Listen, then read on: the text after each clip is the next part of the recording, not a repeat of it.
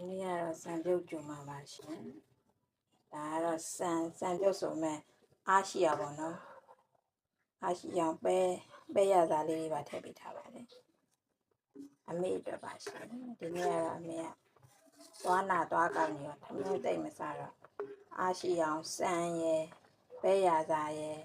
ခါကျက်ဥရယ်ညတော့ရက်ကကျိုးပြီးတိုက်မှာပါဒါတော့စံနဲ့ပဲရစားလူအောင်လို့အရင်ဆုံးပြုတ်တာပါရှင်တော့ယေရှုမထက်ယေရှုရင်တဲပြီးမှစံထက်ပဲထက်လည်းရတယ်ပေါ့နော်ဒါပေမဲ့ဒါကအခုတခါတည်းနူးပွားဝါးစရာမလိုနဲ့တခါတည်းမြူလို့ရအောင်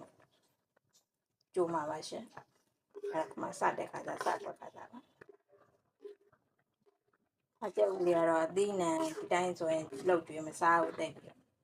မစားတော့အဲ့ဒါခါကျုပ်လေးနဲ့ပဲစီလေးနဲ့ခတ်ပါမယ်ရှင်ပဲစီလေးနဲ့ပြီးရင်ဒီကောင်းလေးလည်းနည်းပေါ့နော်အေးမိချောင်းဆိုးတလုံးမျိုးနဲ့ဖြစ်တယ်လို့ကောင်းလေးနဲ့ပါထည့်အဲ့ဒါဆိုမနုမချင်းပြုတ်ပါရှင်အကျုပ်နဲ့ဟိုကတော့ဒီလိုရကတော့ကြက်ခါနီးမှာပဲဖြစ်နေပေါ့နော်ဒါတရားတပြန်ရေခန့်သွားရင်ထပ်ထည့်ပြီးမှအကျက်ဦးနဲ့ဒီလိုရတဲ့ရှင်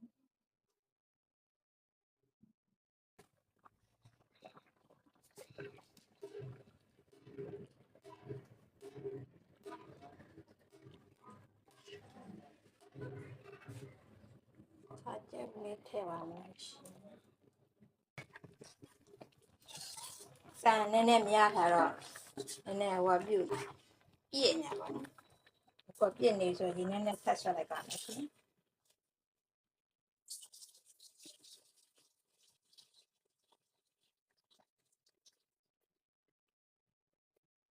ပြည့်တော့ကက်တော့ခဏခဏမှုန်းရင်းနေဒီထက်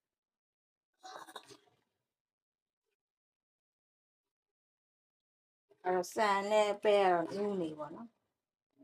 အဲ့လိုနူးလာဆိုရင်တက်သွင်းနေပြီးထဲပါနော်တက်တဲ့နေရာတော့နည်းနည်းလေးလုံးအသေးလေးလေးလုံးပေါ့နော်အချိုတတ်ပါအောင်လို့ညို့မသုံးတော့ဘဲနဲ့စားလေးနဲ့တဘာဝတက်တိတက်ဖို့နဲ့ချိုးတယ်လေးဖြစ်အောင်တက်တဲ့နေရာတော့လေးလုံးလိုက်ပါမယ်ရှင်